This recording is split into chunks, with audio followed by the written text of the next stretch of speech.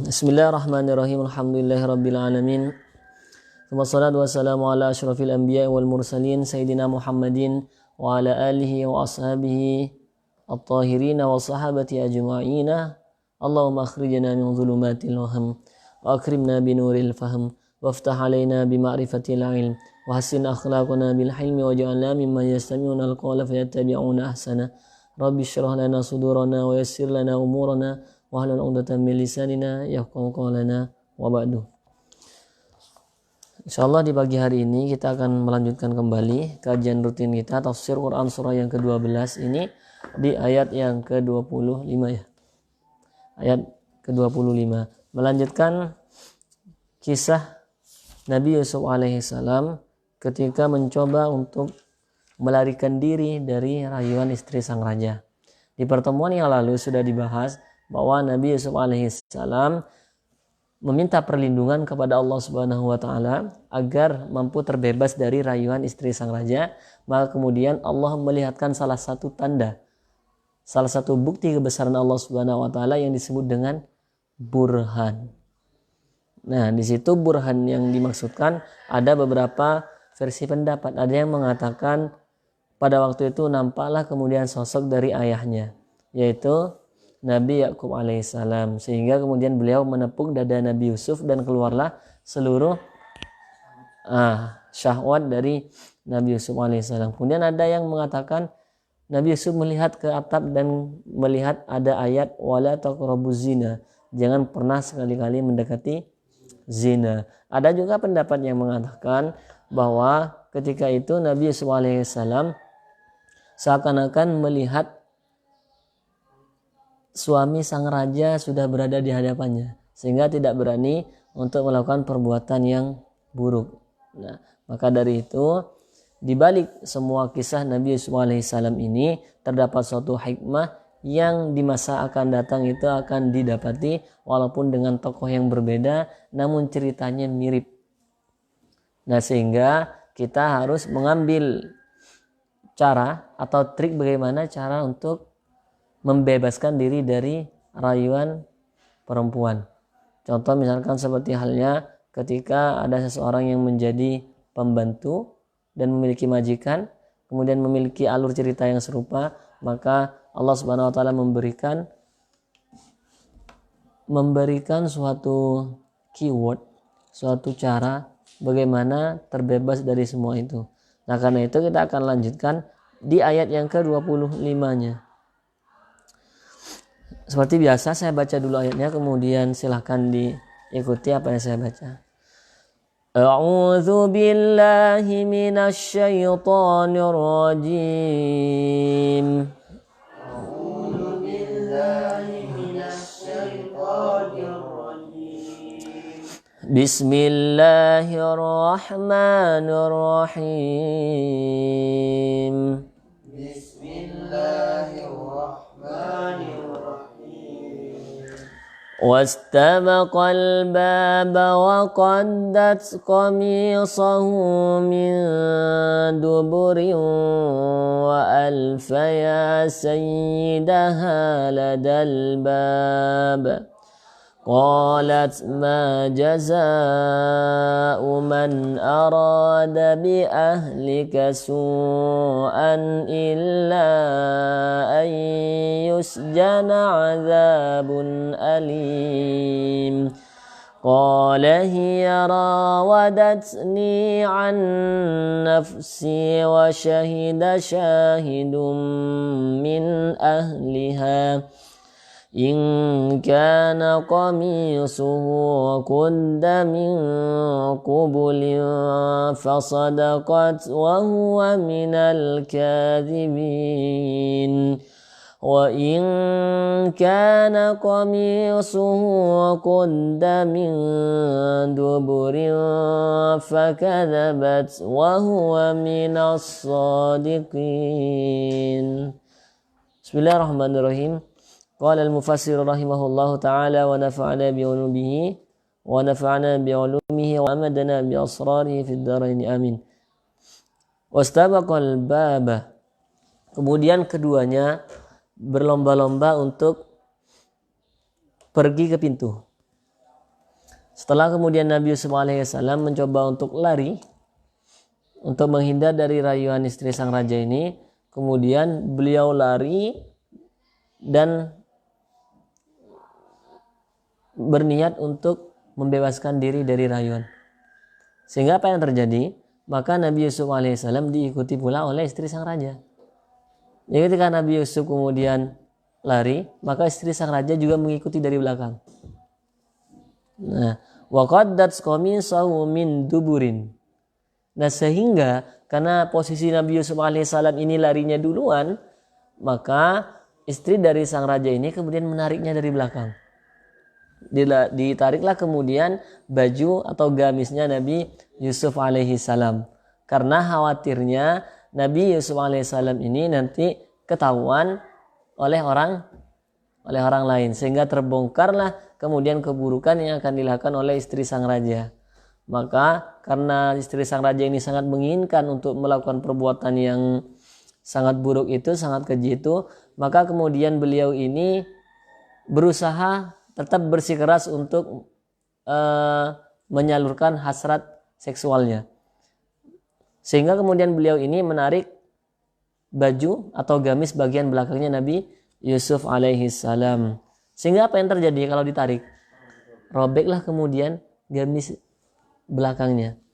Wa alfaya sayyidaha ladal bab. Ketika sampai di pintu, maka apa yang mereka berdua lihat yaitu adalah suami dari sang istri. Siapa namanya rajanya? Raja Kitfir. Baru pegang pintu, seret, buka, nampaklah kemudian suaminya. Dan kelihatan di dalam kamarnya itu sedang berdua, sedang ditarik bajunya dari belakang. Kira-kira apa yang akan disampaikan oleh istrinya? Apakah dia akan mengatakan, ya memang saya ingin melakukan satu hal kejian, atau istri dari sang raja ini nanti malah berargumen, membela dirinya dan memberikan alasan yang palsu? Yang mana? Memberikan alasan yang palsu, memberikan kesaksian yang tidak sebetulnya. Qalat ma jazaa'u man arada bi ahlika su'an. Qalat, kemudian ia berkata, ma jazaa'u man arada bi ahlika su'an.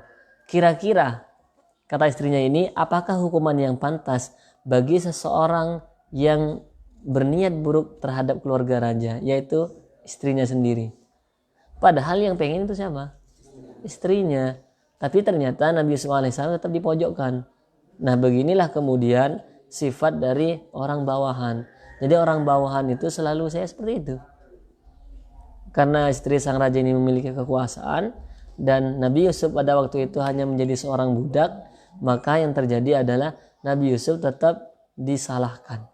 Walaupun sebetulnya yang salah adalah istrinya. Kira-kira suaminya percaya ke Nabi Yusuf atau percaya ke istrinya? Percaya ke istrinya, beneran. Nah, bagaimana kira-kira? Atau suaminya nanti akan objektif, melihat sebetulnya apa yang terjadi. Objektif nih, ada yang bilang objektif juga. Maka nanti di sini harus ada seorang saksi yang melihat jelas kejadian yang dimaksudkan. Maka jangan pernah melaporkan suatu hal sementara yang melihat itu hanya kalian saja, hanya 2 orang. Misalkan saya melihat ada orang yang melanggar, cuma saya melihat saja tanpa ada seorang saksi, maka dibutuhkanlah seorang saksi. Inilah kemudian yang diterapkan dalam pengadilan. Hanya di dalam pengadilan itu pasti ada seorang saksi.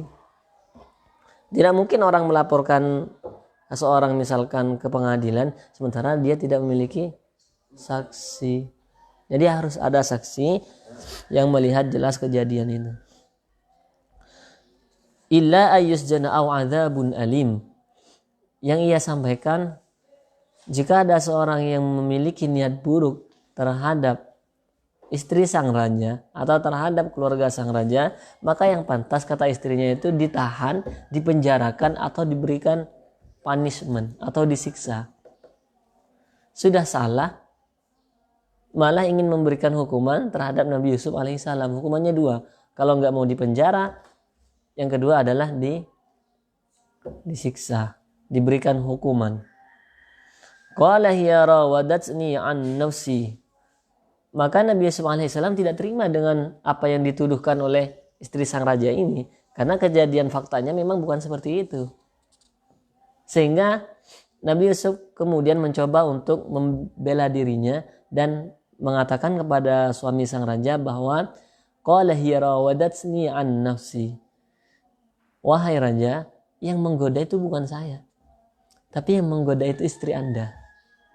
Istri Anda yang menginginkan hal buruk terhadap saya, namun saya mencoba untuk melarikan diri dari keinginan buruk dari istri Anda. Apakah kemudian percaya begitu saja? Tidak, harus ada bukti. Setelah ada saksi harus ada bukti. Itulah kemudian juga diterapkan dalam hukum, ya misalkan dalam kepolisian. Kalau ada orang yang misalkan pembunuhan, di situ di samping harus ada saksi, kemudian harus ada bukti yang digunakan untuk melakukan kriminal ini. Nah, inilah kemudian ilmu dari Al-Quran itu sebetulnya yang diterapkan ke dalam hukum ini, hukum kepolisian misalnya. Jadi apa yang terdapat di dalam kehidupan bernegarakah ataupun yang lainnya itu lebih banyak diambil dari hukum-hukum Al-Quran yang diterapkan. Makanya orang yang kemudian mengambil ibrah atau pelajaran dari Al-Quran itu luar biasa. Karena Al-Quran itu adalah way of life atau panduan hidup. Jadi kita mau apa, di Al-Quran semuanya ada. Ya, itulah yang disebut dengan miniatur kehidupan. Wa syahida syahidum min ahliha. Ternyata apa yang diutarakan oleh Nabi Yusuf alaihissalam ini lebih meyakinkan daripada pernyataan yang disampaikan oleh istri sang raja kepada beliau. Nah, sedangkan kejadian yang dialami oleh Nabi Yusuf alaihissalam dengan Siti Zulaikha ini, ada seseorang yang melihat di situ. Wa syahida syahidum min ahliha. Tak sadar kemudian ada di sini, kalau di tafsirnya itu disampaikan seorang yang melihat kejadian tersebut itu adalah anak kecil. Jadi seorang anak kecil yang masih berada dalam ayunan. Seorang kecil yang masih berada, bayi yang masih berada dalam ayunan. Itu kemudian memberikan kesaksian bahwa yang benar itu bukanlah salah satu dari mereka misalkan, tapi ayo lihat dulu buktinya. Apa kemudian yang dikatakan? In kana qamisuhu qudda min qubulin fasadaqat wa huwa minal kadzibin. Ayo kita yang objektif. Kata bayi. Bayangkan bayi masih dalam gendongan itu, masih dalam ayunan, bisa berbicara. Makanya di dalam tafsir Ibnu Katsir ini disampaikan takallam arba'atun wa hum sigharun. Ada empat bayi yang bisa berbicara ketika berada di dalam ayunan. Siapa mereka yang empat ini? Ibnu Masyitah bintu Fir'aun, yaitu anaknya Masyitah binti Fir'aun. Ini bisa berbicara ketika berada dalam ayunan. Kemudian wasyahidu Yusufah, yang memberikan kesaksian terhadap Nabi Yusuf ini, anak kecil. Kemudian yang ketiga wasahibu Jurej. Pernah dengar kisahnya Jurej? Pengembala kambing. Ya, seorang yang kemudian dituduh sebagai orang yang telah menghamili seorang perempuan. Pernah dengar kisahnya ini? Kemudian ketika bayinya lahir, apa kemudian yang dikatakan seorang bayi? Yang menghamili ibu saya itu adalah bukan orang ini, tapi si pengembala kambing. Nah, kemudian yang keempat itu adalah Isa ibnu Maryam. Nabi Isa itu bisa berbicara ketika masih berada dalam ayunan. Jadi ada 4 anak kecil yang diberikan oleh Allah Subhanahu wa taala untuk memberikan kesaksian supaya terbongkarlah semua kedok-kedok kemaksiatan. Nah, kalau sekarang kira-kira bagaimana? Ada bayi yang baru lahir kemudian ngobrol ini. Langsung bayi ajaib. Langsung viral ini.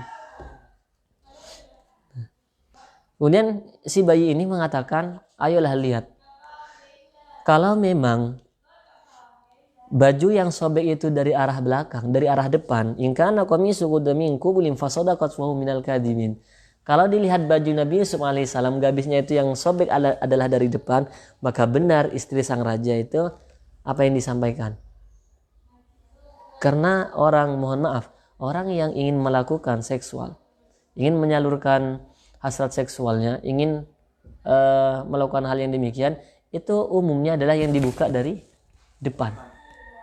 Bahkan ketika kemudian tidak sempat membuka kancingnya misalkan, itu langsung disobek depannya. Itu fitrahnya. Kalau ada seseorang yang ingin melakukan demikian. Namun, wa in kana qamisuhu qudda min duburin fakadzabat suhu minal kadzibin. Jika kemudian gamisnya Nabi Yusuf alaihissalam itu yang sobek adalah daerah belakang, bagian belakangnya, maka yang bohong siapa? Maka yang bohong adalah Siti Zulaikha. Kemudian yang benar adalah Nabi Yusuf alaihissalam. Sehingga apa yang terjadi? Ketika sang raja ini kemudian menyaksikan kesaksian dari seorang bayi ini dan melihat dengan jelas apa sebetulnya yang terjadi, maka falamma ra'a qamisahu qudda min duburin qala innahu min kaidikun inna kaidakunna 'azim. Falamma ra'a qamisahu, maka ketika sang raja melihat gamisnya Nabi Yusuf alaihissalam qudda min duburin, yang sobek itu bagian belakangnya. Berarti yang benar siapa? Nabi Yusuf. Yang bohong istrinya sang raja. Qala innahu min kaidikun. Sehingga kemudian sang rajanya ini mengatakan, ini benar-benar tipu daya kamu. Mengatakan ke istrinya demikian, kalau hal yang dilakukan itu merupakan perbuatan yang sangat keji. Innahu min kaidakun inna kaidakunna 'azim. Sungguh tipu daya yang dilakukan itu sangat dahsyat. Ini luar biasa. Disampaikan oleh istrinya bahwa yang menggoda beliau itu adalah Nabi Yusuf. Bahkan yang menginginkan untuk melakukan hal yang sangat buruk seperti itu adalah Nabi Yusuf. Bahkan ketika tertangkap basah seperti itu pun masih beranggapan bahwa Nabi Yusuf yang telah memaksanya untuk melakukan hal demikian. Nah, kira-kira bagaimana ya kalau misalkan ada seorang suami istri sekarang kemudian mendapati istrinya sedang selingkuh menghadapi seperti ini, namun belum bertanya apakah yang benar itu istrinya atau si laki-laki itu. Kebanyakan sekarang itu kalau sudah mendapati orang selingkuh, itu kemungkinan dua. Kalau enggak kemudian langsung digebukin sendiri, atau yang kedua adalah langsung dibunuh. Nampak kemudian ditemukan suami istri yang selingkuh, maka langsung dibunuh. Pada umumnya seperti ini. Tidak meminta kejelasan terhadap apa yang terjadi. Nah, inilah kemudian pentingnya bahwa sesuatu yang kita laporkan itu harus berdasarkan bukti dan berdasarkan saksi. Harus ada saksi dan harus ada buktinya. Lantas bagaimana ketika suami dari Siti Zulaikha ini kemudian menyadari bahwa yang salah itu adalah istrinya? Apakah kemudian beliau ini akan tetap menghukum Nabi Yusuf alaihissalam dan membiarkan istrinya kemudian ini merasa tidak minta maaf, tidak bersalah kepada Nabi Yusuf alaihissalam, atau bagaimana? Dan bagaimana kelanjutan cerita ini? Apakah cerita ini kemudian menjadi viral, seluruh masyarakat menjadi tahu, ataukah bagaimana? Itulah kemudian yang insya Allah akan kita bahas di pertemuan selanjutnya. Ya, saya kira itu yang bisa disampaikan. Mudah-mudahan bermanfaat. Semoga kita mampu mengambil ibrah atau pelajaran dari setiap kandungan ayat-ayat Al-Quran Al-Karim. Kita akhiri dengan doa kafaratul majlis. Subhanakallahumma wa bihamdika asyhadu an la ilaha illa anta astaghfiruka wa atubu ilaik. Assalamualaikum warahmatullahi wabarakatuh.